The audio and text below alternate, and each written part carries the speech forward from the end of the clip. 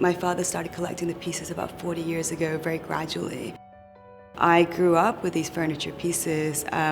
They were very much a part of our home to the extent that it was really my mother's idea to have a private museum, because she essentially said to my dad, you know, after she stubbed her toe one too many times on a footstool, you know, we're not living in a museum, you've just got to put these somewhere appropriate.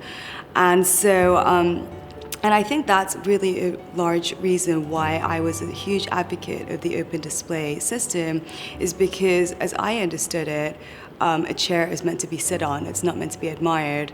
These pieces are part of people's lives, and you can't be too precious with them. You know, the scars that they start to bear kind of lend to their beauty. And so that's why I think living with art from a young age has kind of made me a lot more familiar with it, but also took away that sense of intimidation or distance that a lot of people have towards art. Liang Yi Museum focuses on three primary aspects: design, craftsmanship, and heritage. For this museum, we wanted to provide a space where, because there's no buying or selling involved, there's nothing commercial about it, people really kind of can use it as an educational space. The idea is to really create a space where you can have a dialogue with somebody that you trust. That applies not only to visitors here, but also to, like I said, people growing up in Hong Kong who may not realize that this is such an important part of our cultural heritage. Yes, so what we're looking at here is our collection of European vanity cases.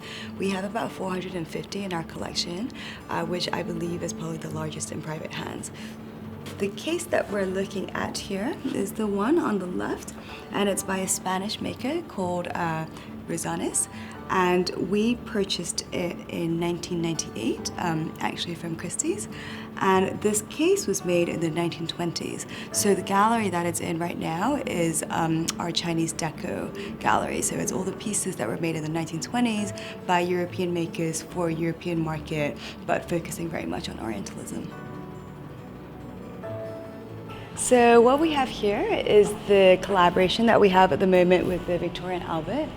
The Victoria and Albert in London is one of my very favorite museums in the world, and so we were really excited to be able to have this chance to work with them and to bring, I think, something like a dozen pieces of the historical silver from the Gilbert collection, as well as about 30 pieces from the V&A's own permanent collection of modern silver.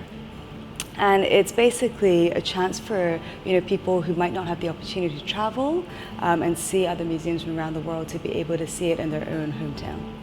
I think now, looking into the future, it would be great, and what we're trying to do here is for tastemakers to broaden the circle of people that are allowed to visit. So by doing things like establishing private museums and really try to educate more of the general public on the things that we think are special to our heritage and our culture. My name is Lynn Fung, and I'm the director of Liang Yi Museum. I'm the steward of its collections, and I like to see myself as an interpreter of traditional craftsmanship for modern day audiences.